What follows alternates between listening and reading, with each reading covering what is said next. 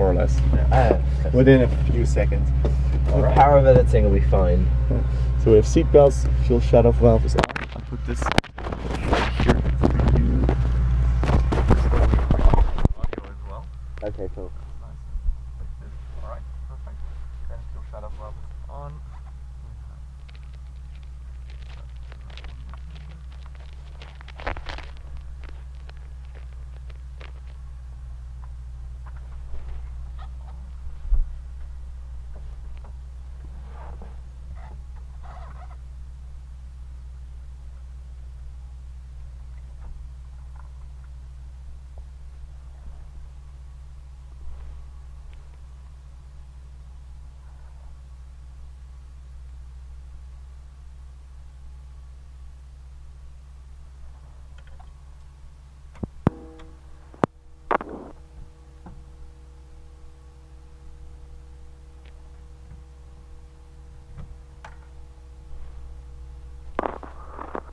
Test.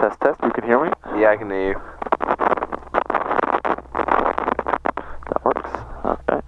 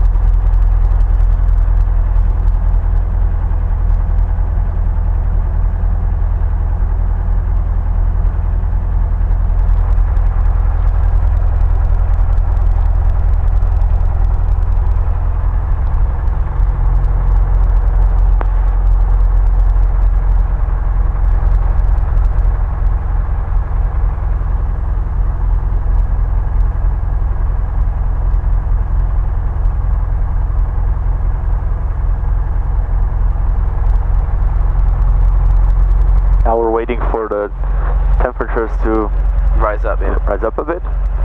So we have oil temperature, we have cylinder head temperature. Are they in Fahrenheit? They are in Fahrenheit, yeah. It's an American helicopter, Oh, okay. built in Torrance, California. I guess I can excuse the incorrect units then, so. The incorrect, yeah. The air temperature though here, we see it in degrees. And up there as But see, well. you could switch it as well to Fahrenheit. Who would though? Americans? Yeah, but I understand what you're saying. Although that one's in Celsius for some reason as well. Yeah, that's the carburetor temperature. Oh, okay. It just kind of depends. Some instruments are displayed like that, others are different. So you see, for example, as well, the altimeter, well, all of the stuff is in feet. That was meters. Instead of meters, yeah. Feet per minute, wow, yes.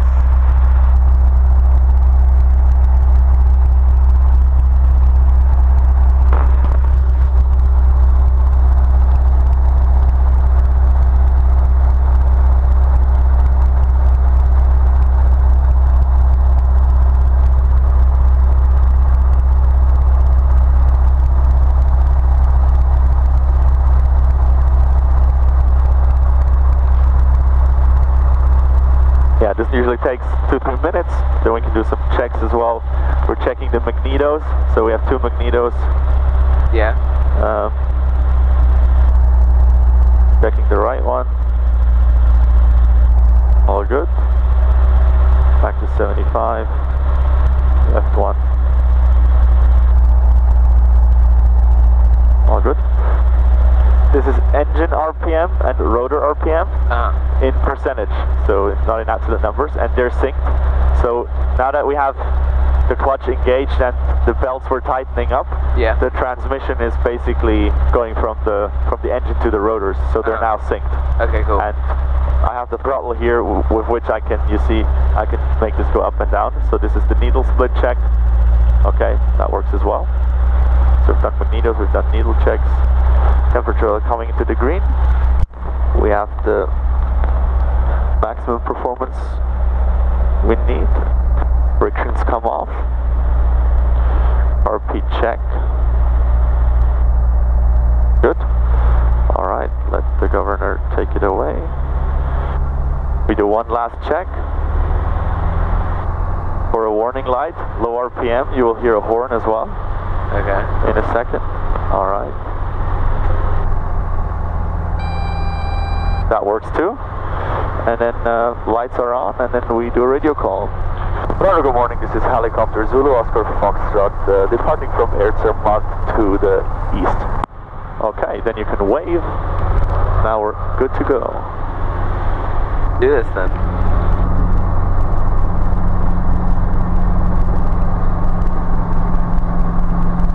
Alrighty. Back a bit. So would this be taxiing now then? This is taxiing, yeah. This is hover taxiing. And you can see how we're going here. Because we're departing to the other side and we want to be into wind, we're going to go over here a bit. They don't want us to overfly that that farm too much, so we're going to hover taxi and then depart here. Okay, cool. Alright, everything is fine. Let's go.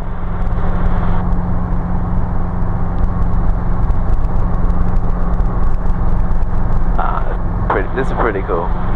Cool feeling? Yeah.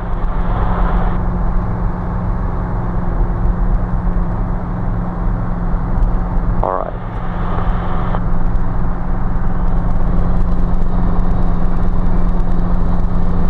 We're airborne.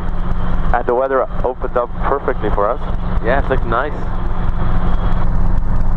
Yeah, it's good we waited.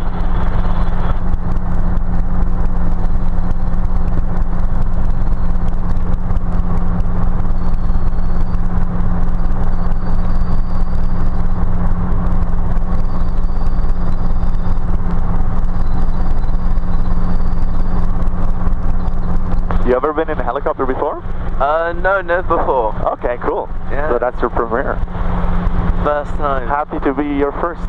Well, I'm not dead yet, so I can recommend. So far, it's recommendable, yeah. Yeah, not dead, so... That's all you wish for. Exactly. Sure. Helicopter Oscar Foxtrot approaching Fisk from the west at 2,600 feet, proceeding direction Stalden.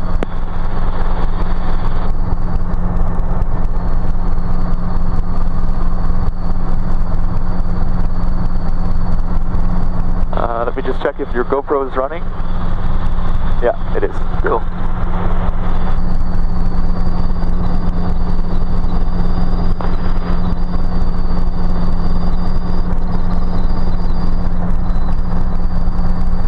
This is pretty cool. The view is different from an airplane, isn't it? Yeah, it's but much better.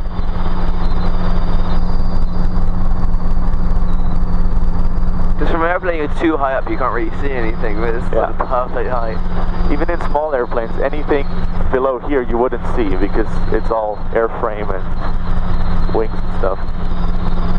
But no, it's lovely like this.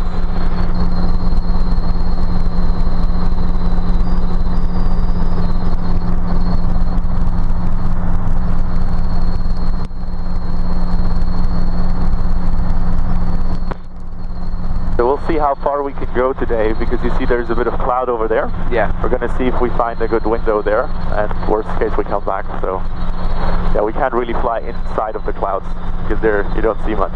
Yeah, I can imagine. And the problem is also here, there's mountains around, so normally if you're in the flat land, like if you're in clouds, you know, you can still kind of get out somehow until you find the spot again. But here you risk bumping into the mountain left and right, so that's why you got to be careful not flying into them. Yeah. But we'll see.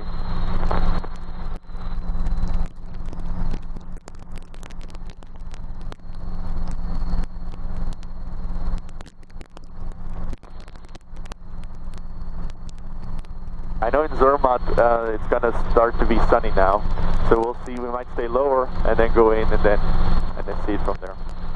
See if you can find someone to. I have some hope there. Hopefully. Yeah. Are you good with the temperature? Too yeah, hot, too fine. cold, all good? Yes, that's perfectly fine. Right, we can regulate it easily if you need anything. The only thing I can offer is like drinks and snacks. That's I'm working on that. Okay, so I have a little snack bar there. one soon enough, right? Yeah. One day you're gonna have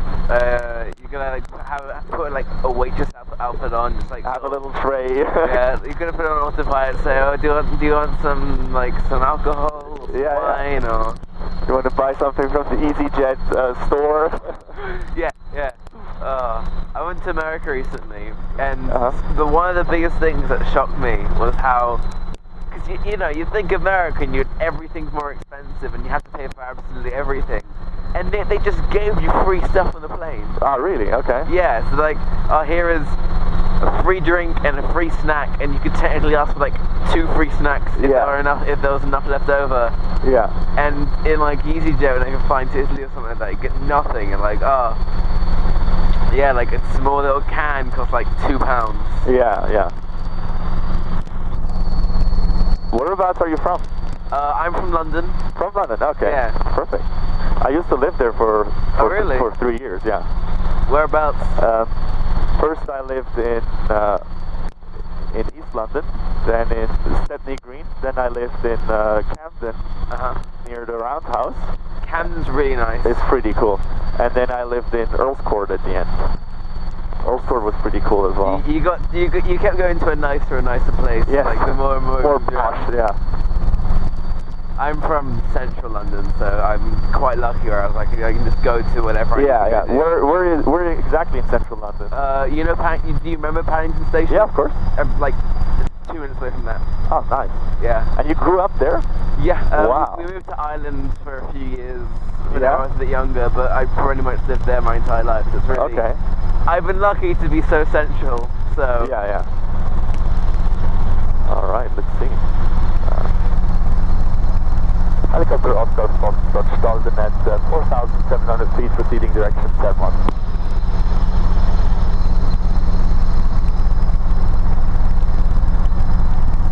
But this all looks, because I was in Italy before I came to see Chris. Yeah. And so looks similar? It's the exact same. Because we're from the very north of Italy. So we're like from where all the mountains and Right. Yeah. Like we're this is I mean, we're bordering, if we can see the Matterhorn, just on the other side is Italy, right? So this is all pretty much, nature doesn't care about the borders, right? This is all the same landscape. I mean, we're like an hour away from Lugano. Yeah. So it's nice. It's really close by. My friend who was here flying with me yesterday, she is, or no, the day before, Tuesday, she is from Ticino, from the south of southeast of Switzerland, so the Italian part of Switzerland, which is Lugano, is in Ticino. Oh, that's pretty cool. But then Switzerland's a weird sort of amalgamation of like, it's odd. Normally you have one country, one language, and then and this like. But London is the same, right? London has this amalgamation of. Yeah, but like London's a city. Cities like. Yeah, there you would expect that. Yeah. Yeah, but you don't expect an entire country to be like an amalgamation of cultures. Like that's true. Like you go to Geneva, and then you have the French and their love of cheese, and you go to here, like most of Germany, most of Switzerland is very German, very like. The Swiss German part is more German, and the Swiss French part is a bit more French. Surprisingly. A tiny, culturally they have some influence, but you should never tell a Swiss Italian, compare them to the Italians, or a Swiss German to the Germans, because they all take offense. If you tell Chris, oh, you're a German, right? He's gonna no. Yeah, I've made that joke before. Yeah. You Germans, right? Oh yeah. Well, I've never said you Germans, but I've like joked about Germanisms that he has sometimes. It's like, oh, I'm not German. It's like, yeah, but.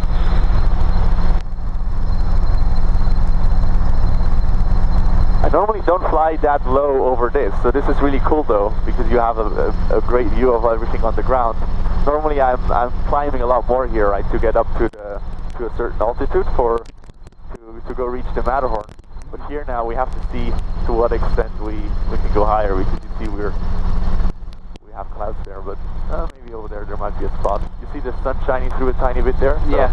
We might get lucky. Hopefully. Otherwise, the reason to come back and do this again.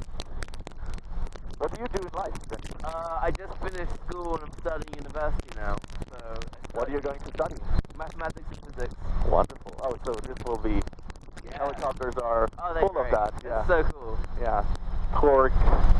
You know, Newton's third law, and you know. All the things. Tail rotors, all that stuff. In our exam I had this year, there was a question on a helicopter, and I was like, cool. here's a helicopter. Yeah. It produces, it had the fluid velocity from the air is this much. Yes, exactly. Calculate the velocity after, the mass is this much, calculate the velocity after like 10 seconds of constant acceleration. Yeah, wow. And I was like, oh, this is gonna be fun. Yeah. And so you had to assume the density of air and stuff like that. Exactly. And you got a decent equation out at the end of it, but yeah. Oh, wonderful. yeah. Yeah, that's the thing about flying, right? It's a bit of everything, right? It's compromise with the weather, it's technology, it's mechanics, it's the human factor, obviously, because that's the most important one. That's where most of the crashes happen, is just judgment and pilot error and people I was going to say the reason to go on a helicopter ride is the human factor. But yes, crashes are also a good part of it. Of course, yeah. So usually there's it's the human factor that normally is the biggest. When you look at incident reports and stuff, it's always pilot error very often, because most of the times the material and everything is so solid and it's tested in the regulations, and the bar is so high that you really, it's really nothing to worry about. Physics has a tendency of not working suddenly. Exactly, yeah, it's quite stable. So if you control the variables, then that's fine. Then all you do is try to limit the variables and make sure you don't die. Yeah.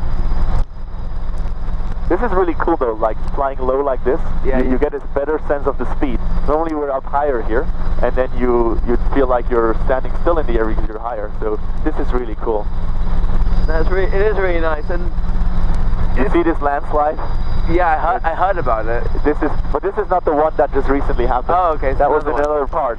But people were saying that the one in the other part was how big that was and everything, and then people were saying, well, you're not getting your research right, because this is a lot bigger. This is a lot more land mass that was moved here than was moved over there. Yeah, but I think it's just more the fact that here there's a river in the way, and I'm guessing there weren't many humans. No, nobody died. Just I think some animals died, but no humans. Oh well, I mean that's a shame. Yeah, that's a shame. Animals are pretty cool. They are.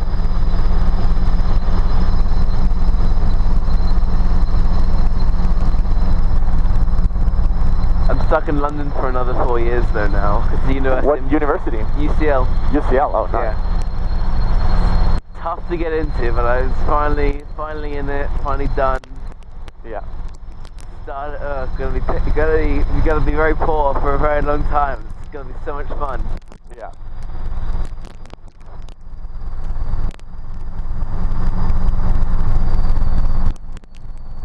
Oh, here we finally got some clear skies. Yeah.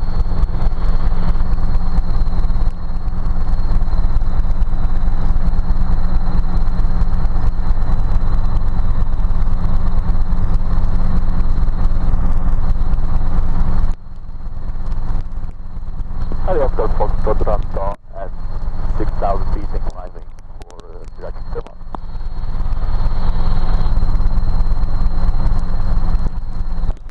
So we'll probably just orbit around here a bit in this hole, and then if we don't see anything good, we might go back. This way we always have an escape, right? So we don't get trapped somewhere in the... Yeah, so we hear the other helicopter in Suneka. So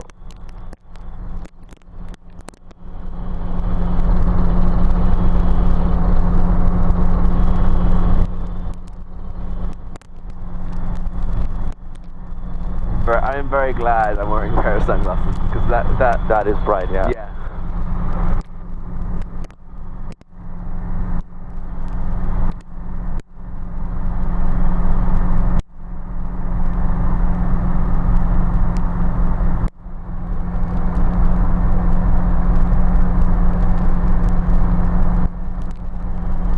Let's do an orbit here.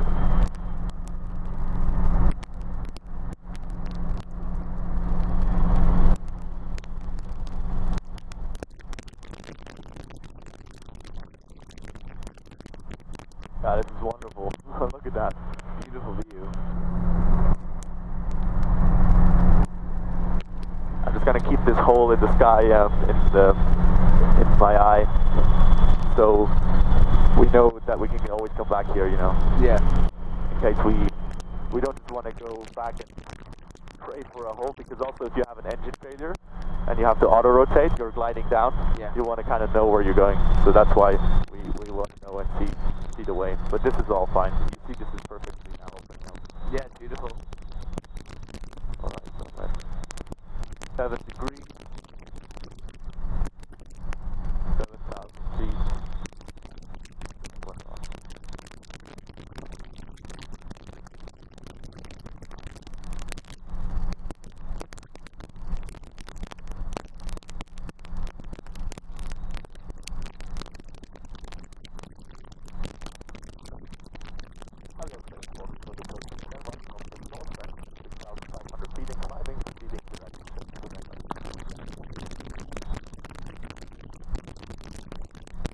What town is that then? That's Vermont.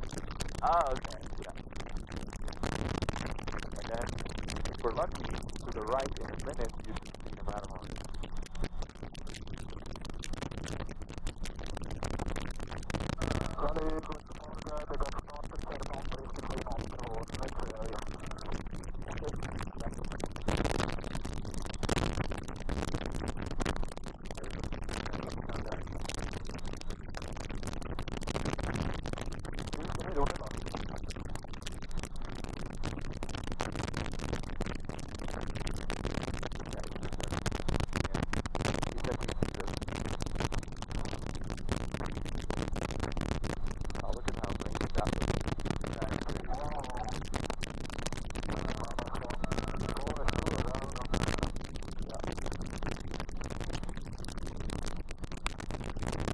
What are you doing, I wonder?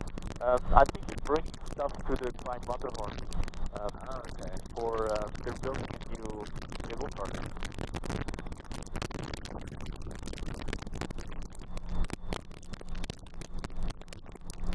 In winter, it's just like sort of snow there. Yeah. You see all that is our ski normally. Yeah, that makes sense. Never been the biggest fan of skiing. No? No. And I'm lucky because we normally go basically during winter or summer. Yeah. And so I've been lucky enough to be able to go and try skiing loads of times, but I still just don't like it. Yeah. Like when Braden kicks into high gear, it's just, no, this is dangerous. What are you doing? Go away. Now you do see the Matterhorn. Oh wow.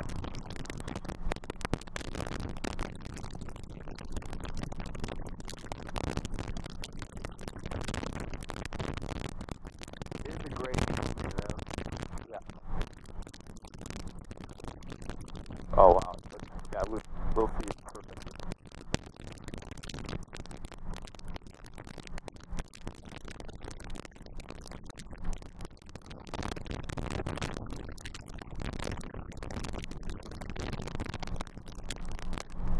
So why were you in London then, all that time ago? Give me 1 second, I'm going to do a radio call. Hallo, Foxtrot, Sonecker at 7,500 feet and climbing, proceeding direction to Optimistic. I was studying there. Oh really? Where were you studying? Well, I was actually studying in Coventry like Chris for, okay. for 1 year, and then finished my bachelor's there, and then I went on to Bournemouth for my master's, and it was in computer animation and visual effects, so software engineering, but for the film industry. And then I worked in a company on movies in London. So we made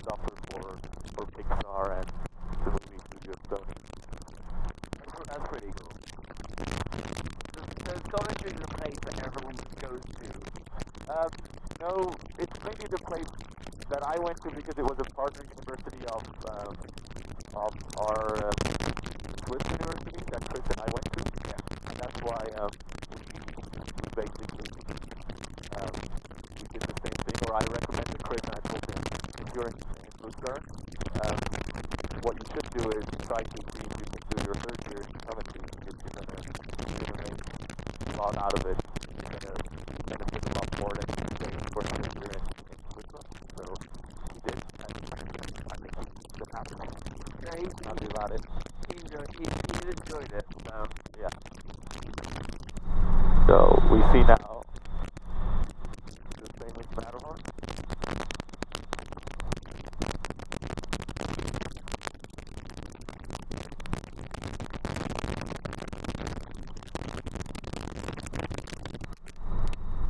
clouds do look really nice though.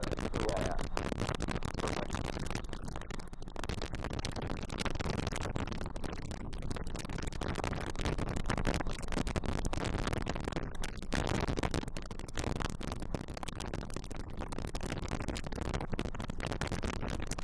Would there be skiing during the winter as well? Yeah, that's all skiing territory normally.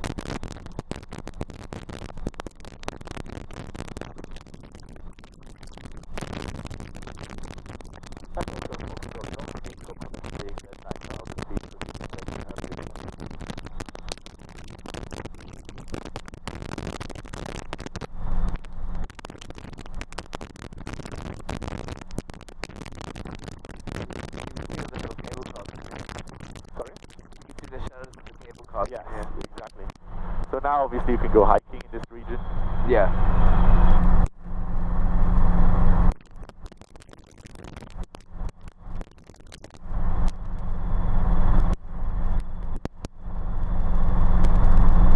Are you able to climb to the top of that or not? Of course, yeah. If you're a good mountaineer, you've got to be a really good mountaineer, then you can. Yeah, no, it looks really steep at the top. It is, yeah.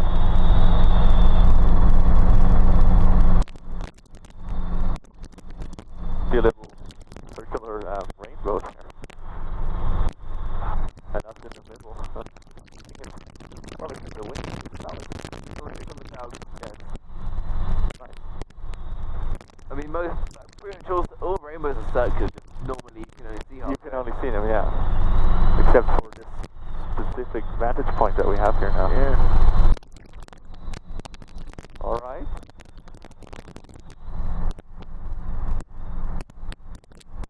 You feel a tiny bit of wind now? Tiny bit. Yeah, this is still nothing.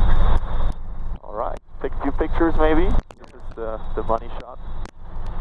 That is a very nice picture. There's just that one small tiny house up there in the middle of nowhere. Yeah. It's called the Hernley Hütte. So Hernley is like little horn. Yeah.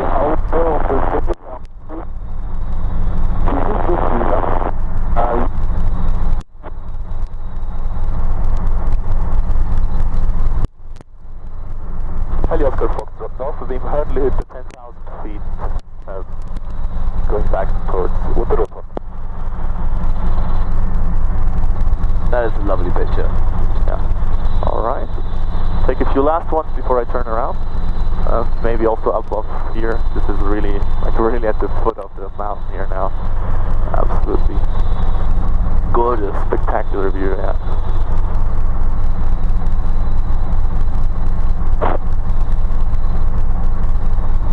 Alright. I'm gonna turn around. Cool thing. You want to take a selfie, in a few seconds will be the moment when you have the Matterhorn in the back. If I can manage to... I can't... There you go. I'll turn further, then you have another shot. Okay, cool. We might even be both on it. You have to put the phone probably there pretty low, and then you might see it coming up behind us very soon now.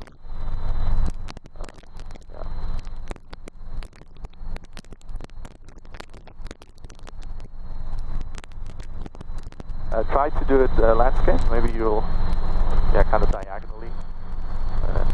Right.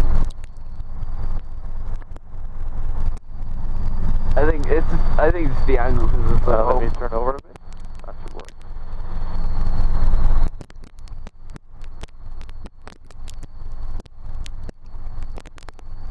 try to higher up there. And then like this.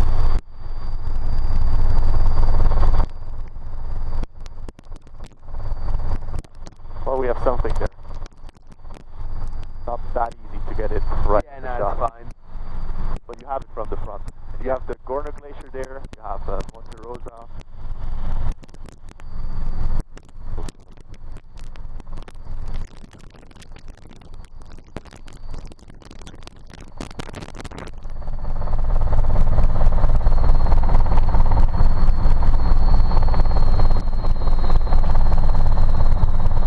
Yeah, it opened up really nicely now. Yeah. Well, here I knew it was open here, but the thing is, or the problem is over there. You see we're above the clouds now, so that's fine. But we're gonna find our hole again and just go back to them.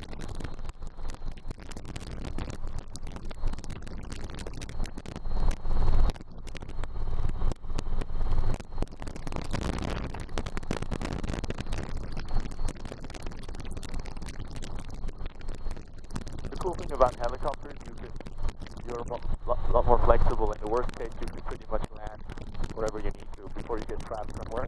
Yeah. In an airplane, it's harder.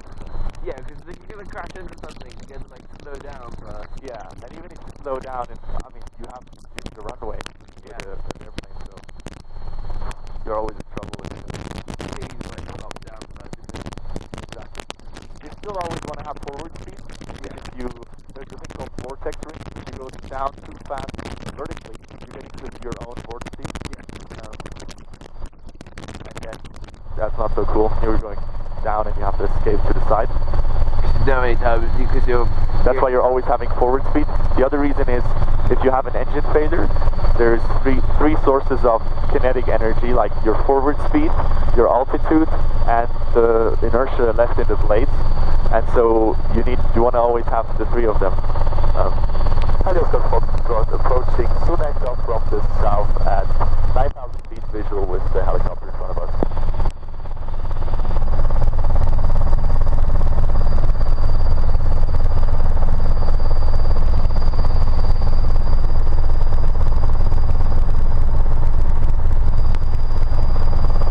See him down there? He's putting stuff there.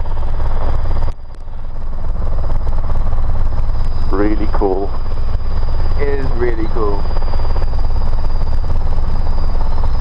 I do really like mountainous areas a lot more. Yeah? Yeah. Like a lot more than just boring old flatlands. Yeah, of course. This is really quite specific. You see he's now has stuff there. Yeah. I think he's doing, he's not going far. I think he has like wood there or...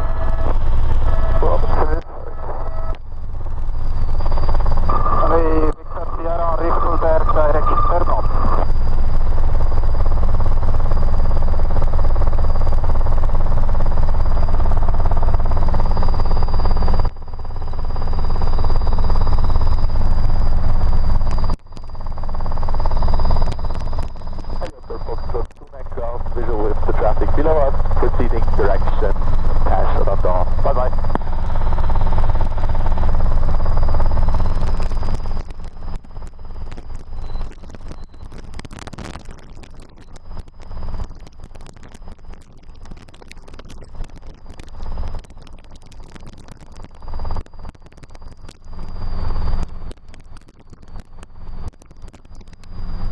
I think our hole is still there. All good. Looks like it. The clouds are really low now. Yeah. They were low like this before, just that now we're a lot higher, but they're pretty much where they were before. Just the perception is a bit janky. Yeah. They didn't move as much in the last 20 minutes or 15 minutes. See, we're only in the air for like 27 minutes. 5 minutes was on the ground starting up, so you see how far you can get in a very short time with the right device.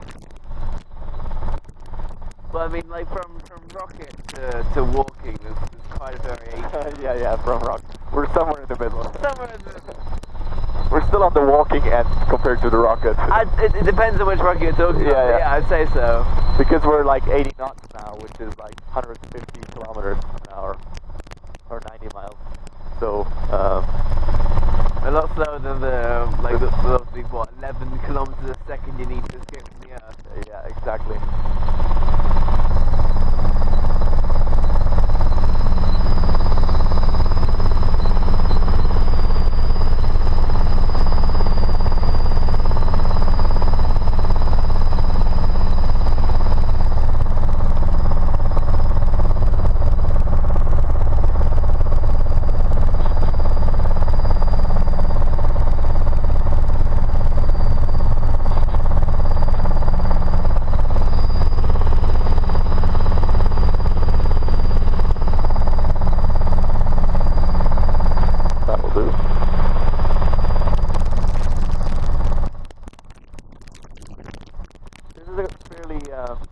Fairly unique situation with the clouds like this for me as well.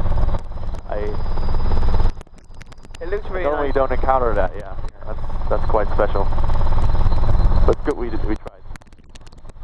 Whenever I was in Italy, like a few days ago, it rained like 2 days straight. Yeah. And then when it finally finished raining, because we live in the valley as well, but it's not close together. Yeah. And so it just finished raining, and when you went outside, you could see like wisps of clouds in the valley. It was really nice. I mean, it sucked because I planned to go hiking and all. And I couldn't because half the days I was there. Exactly. Yeah. Awful weather, but it was really nice. Another rainbow.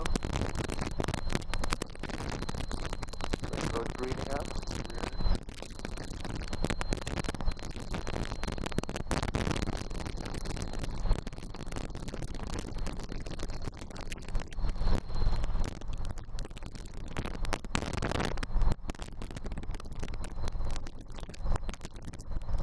How did you get into Hazu then? How I got into Hazu? Yeah. So, how it all started, you mean, or? Yeah, because from what Chris told me, it started in America, so I just wondered how Yeah. it somehow So I studied in, I worked in London, and then I was starting to do some work for a company in the US, and one of the things they had is they needed a question-answer system for some of their live events. They were doing live events with Apple and Facebook and Google, and so my co-founder, he runs that other company, and I was starting to build some tools for them. And one of the projects was a question-answer system, and we very soon realized that this in itself is a lot bigger than just a project inside of a company. So we created a separate company for it, and then we realized that it's not just questions and not just on-air stuff. So we looked for another name, and that's how Hazu was born some 3 years ago. Is there a reason behind the name, or?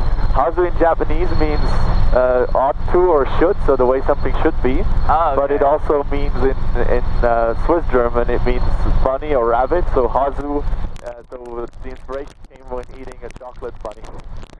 So there's always several origin stories. Yeah. You're gonna write that somewhere in the bio, like exactly. when the website's all finished, like, oh, the name came to me when I was eating. Exactly, yeah. This is more like an insider information. Most of the people just know that it's what it means in Japanese. That's kind of the official story, and then we have the. Because it sounds a lot more professional. Like, yeah, exactly. The way it should be, right? Exactly. It's obvious. Perfect. It's the way it should be. Exactly. So, yeah, good.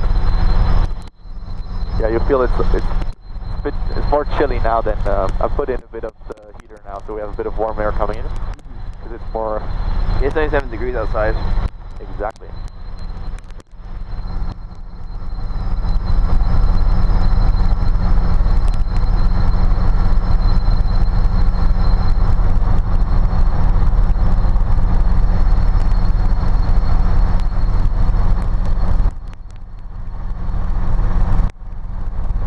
Foxtrot approaching oncoming clouds from the south at 5,000 feet, proceeding direction 50.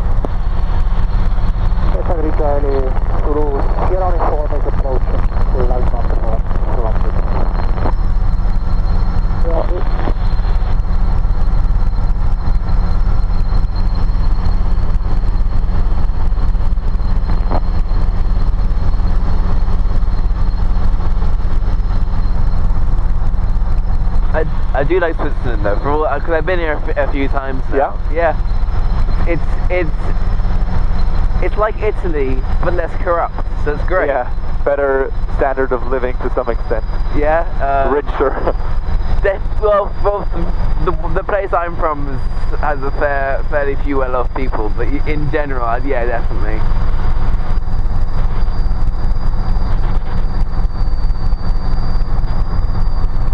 So my dad says apparently the place where we're from in Italy actually used to be part of Switzerland before Mussolini took it back. Ah, I see. Oh, there's quite a lot of birds now coming here. It was good to see. Stay a bit more to the left.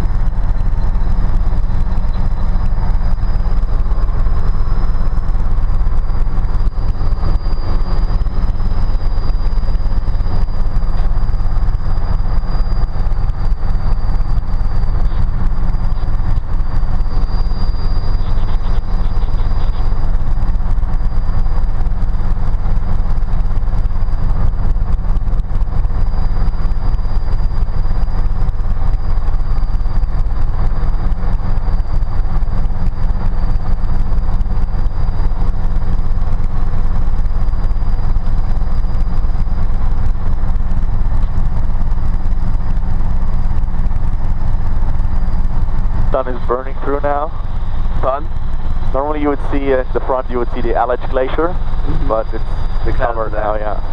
I think I got a picture of it whenever we were above the clouds.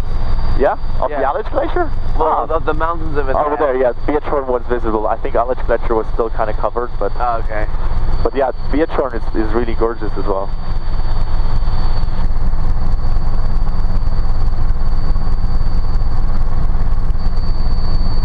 They really like sprout up in the middle of nowhere, don't they? The what? People just sprout up in the middle of nowhere. Yes.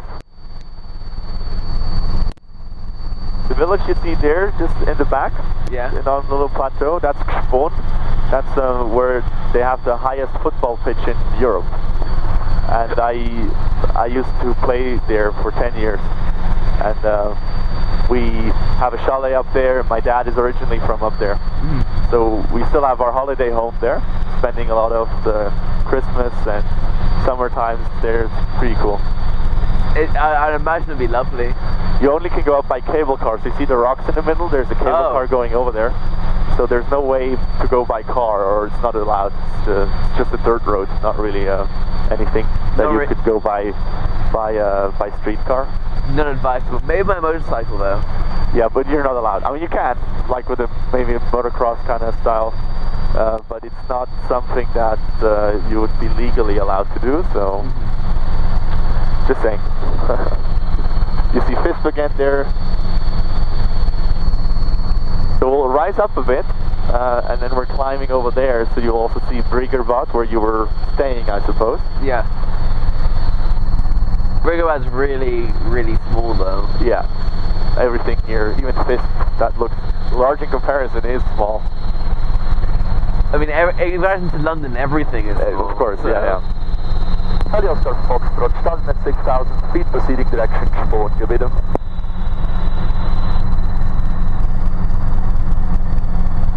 Oh, there's a pool pitch over there.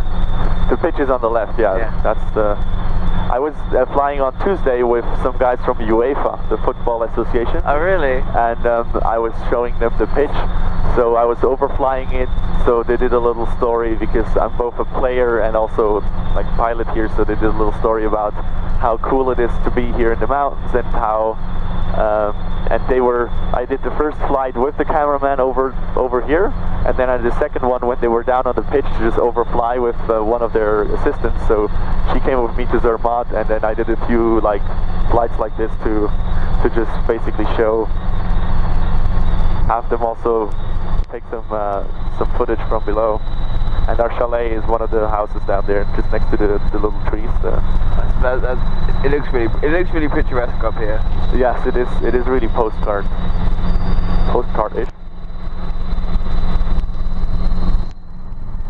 Do you get? Like I'm just thinking, do you get much snow when it actually snows in the winter? Like, yeah. Up here, this is around 2,000 meters above sea level now, which means there's a ski lift as you saw there, but there's fewer and fewer weeks in the year now that you can really operate ski lift, because yeah, the snow doesn't go as low and doesn't stick for as long because of climate change and all that. So I think I would expect that in the next 5 to 10 years here in Spån, you're not really going to be able to do any skiing. You have to go higher up to other resorts. So they have to kind of start focusing on alternatives. Hiking. Yeah, and also, you know, just it makes more sense to focus on that anyway, because that's pretty much there most of the year. Exactly. And everybody focuses on the few months of winter tourism, which I think is silly, right? I mean, there's so many other things to do from bike trails to hiking. But the thing about that is that those sort of stuff are far more niche in comparison to skiing, where like everyone wants to go skiing. Sure, yeah. So I would think off the top of my head there'll be a large demand for skiing! Exclamation mark. That's true, yeah, that's true.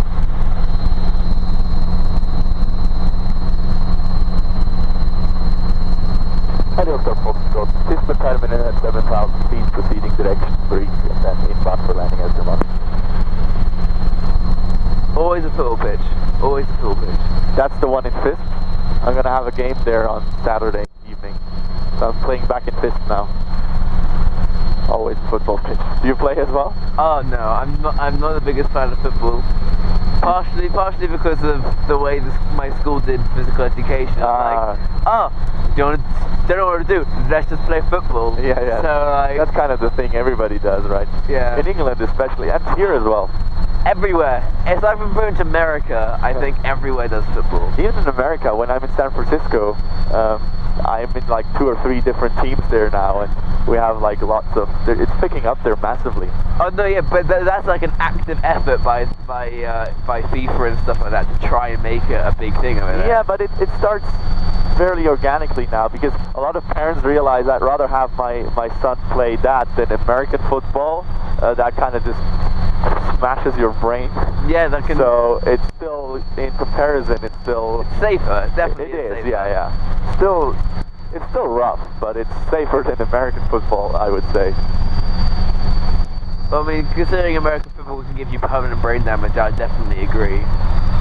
Yeah. So this is Brig now. You see Briggerbad just next to the pool, yeah.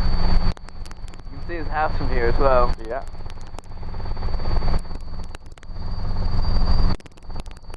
It is really small when you're this high up. Like it's still like a 5-minute walk to get to the swimming pool, but from out here it looks like it's just there. Yeah. So that's Brig, Glees, Nauters, and then back there you saw Fist. So we're just gonna lose some altitude here now, and then go back for the landing.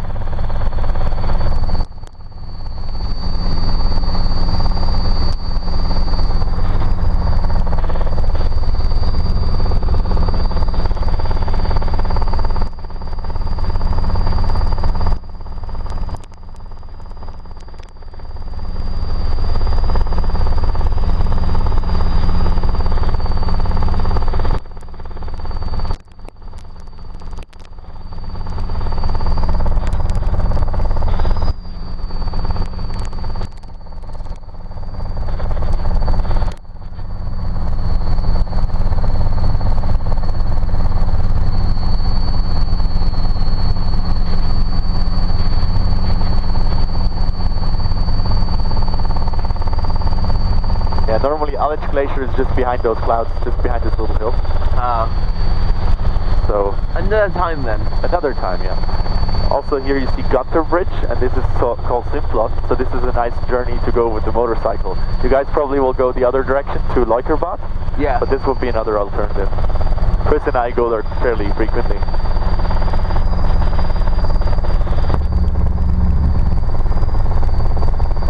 Chris does love his motorcycle. He does, yeah. It's his pride. The first time I ever saw Chris's face was him posing with his motorcycle. like stroking it gently. I was like, yeah. How did you meet, or how do you know each other? From the furry community. I met him online, and then I just started talking to him a lot more. Cool. The furry community, that's cool. Yeah. I always make fun of it, but it's really cool. I think that's a great way to meet funny and nice people, I think. No, I mean, you find a lot of people who aren't quite You find some weirdos too? Oh, definitely. Very much so. It attracts weirdos as well, I would say, right? Yeah, you have a tendency of finding people like that, but I just tend to ignore those. Yeah. Move on. No, Chris is I'm glad I met him. He's a good friend. Yeah.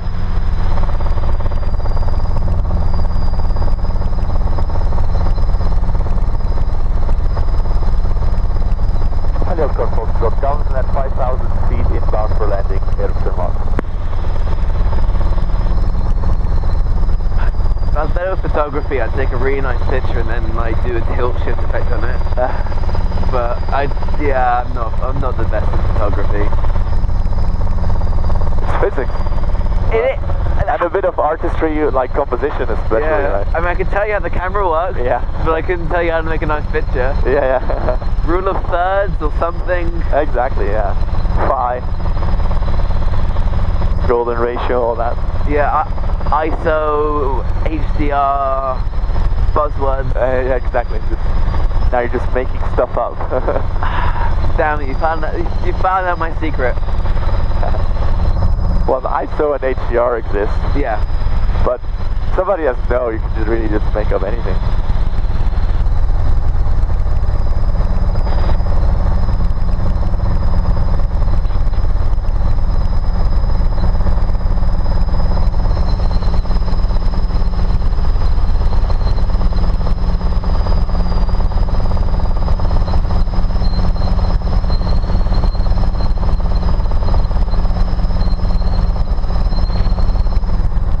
There we have it, Riggerbad. Lovely.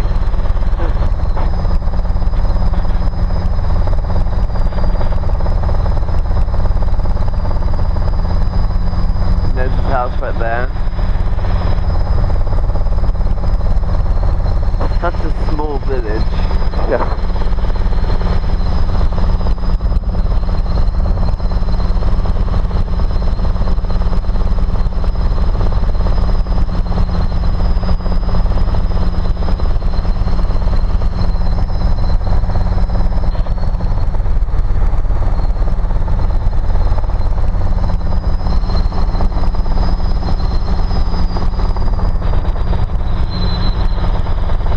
So how do you and Chris know each other then? His dad was my teacher. Oh really? Yeah. Oh, okay. Yeah. And so, I don't know how exactly we started getting in touch then. Probably through through his dad somehow, and then I think he was contacting me at some point because he's what, 5 years younger? Yeah. And so I've basically been through some of the stuff that I've been in the same place for the apprenticeship, I've been at the same university, so he kind of just followed my path, but he was just asking, for some insights, and I was recommending some things to him, like, yeah, go to that university or go to England because it's really nice there and it probably benefit you a lot. And so, yeah, it's cool that he followed that track, and we always kept in touch. He visited me when I lived in London 5 years ago or so. Oh, so yeah, so he was 18 then? Probably, no, 18, 19 or so. Yeah, it's been a while ago.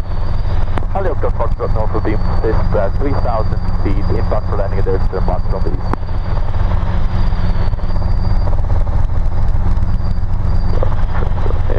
Full car speed.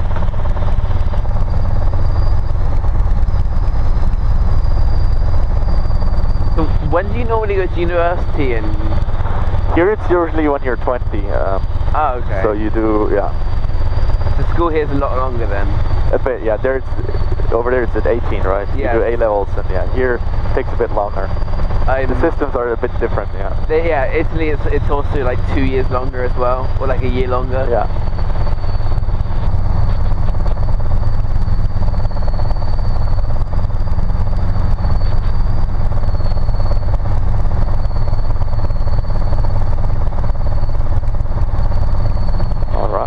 is expecting us, maybe. He'll have this like big yellow sticks and like doing the waving, like yeah. Ground handling. Exactly. In his winter jacket. with your sports sunglasses on. In the winter jacket. This is how you go skiing, you know. Chris is a very, very fine climate. It's like it's a binary thing though. It's either shorts, or winter gear.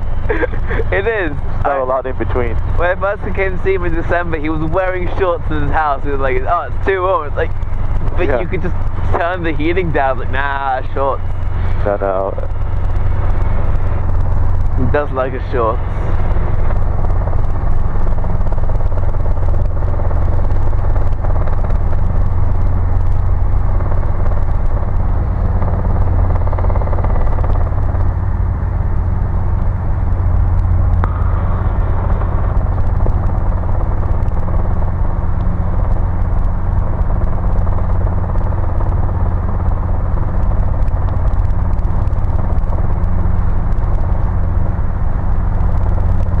Where is he? Probably inside doing some work.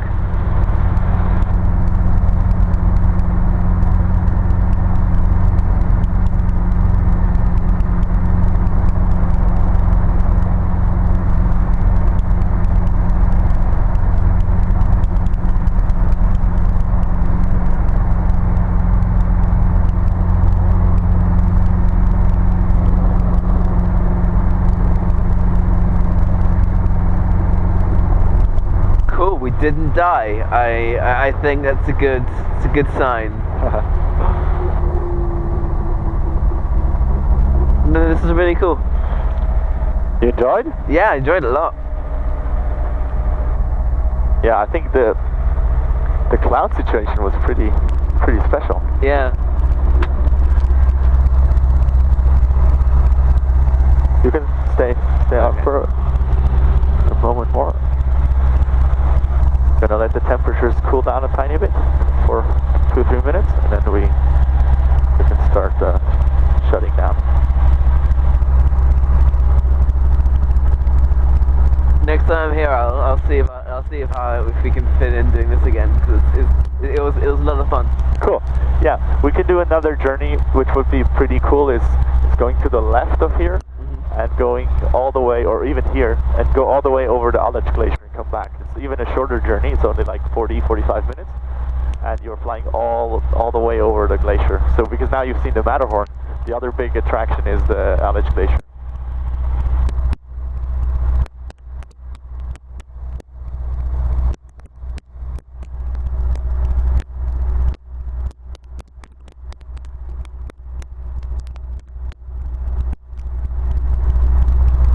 Don't know if I'm gonna be here next because I have university starting up. So yeah, do you have a break sometimes, winter break or something?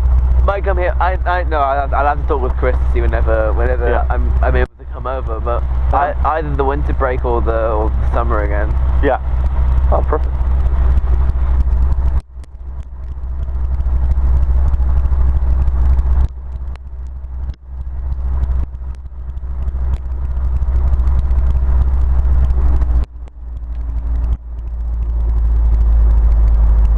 There's a bit of a funky wind going on. You see the windsock kind of spinning. So when we came down and I had to turn, you felt how the wind was hitting the tail boom.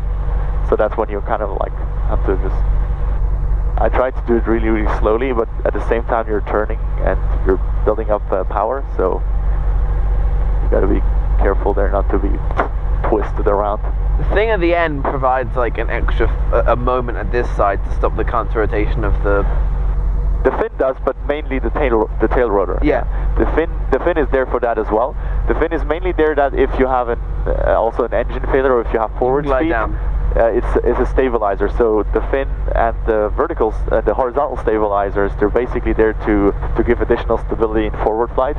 But you see, for example, the Llama over there doesn't have a fin in the back. Yeah. You see that because the tail rotor in the back is spinning, that is the thing that also gives the stability. So that's why you see some helicopters without a fin. But the vertical stabilizers, or the horizontal one, sorry, is always pretty much always there. And what you also have is, so during auto rotation, obviously you don't have an issue of spinning around, because if you don't have torque through the engine, you also don't have counter torque. So you don't need, if for example you have a tail rotor failure or it's stuck for some reason, if you enter auto rotation you will stop spinning, right? Because at that point that's how you... the inertia is set like that, so you're not going to, the angular momentum's all conserved at that point, so starting to rotate would require more torque from the engine. Yeah, that's what is tricky. One of the most tricky things when you start flying is, so when I pull collective, the angle of attack goes up on the blades, right? And the engine works harder. So that's kind of with the correlator and the governor, they manage the throttle output, so I don't have to do that.